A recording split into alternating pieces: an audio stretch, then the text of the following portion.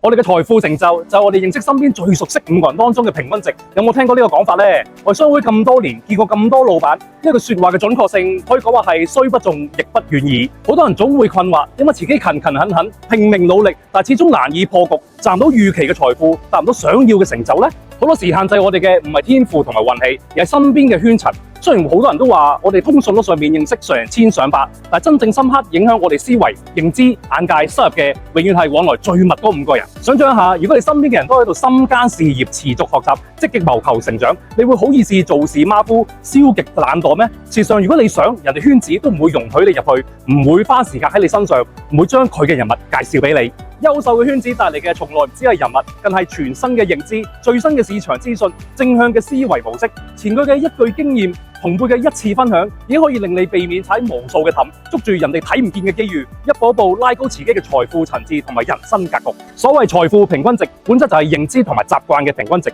深度嘅朋友群已經唔係簡單嘅社交，而係選擇自己嘅人生環境，並且設定自己未來嘅人生高度。真正長線而有智慧嘅經營，並唔係急住要搞錢，而係先搞好圈子，修煉好自己，靠近積極向上嘅人，遠離消耗負能量嘅人。當你嘅圈子變得積極正向、優秀，你會發覺認知開始迭代，能力不斷提升。喺嗰個時候，財富同埋成就自然水到渠成。呢個先至係圈子人物真正嘅作用。我係 Anthony Liu，香港 BNI 高級董事顧問，關注我，等你了解更多人物心法。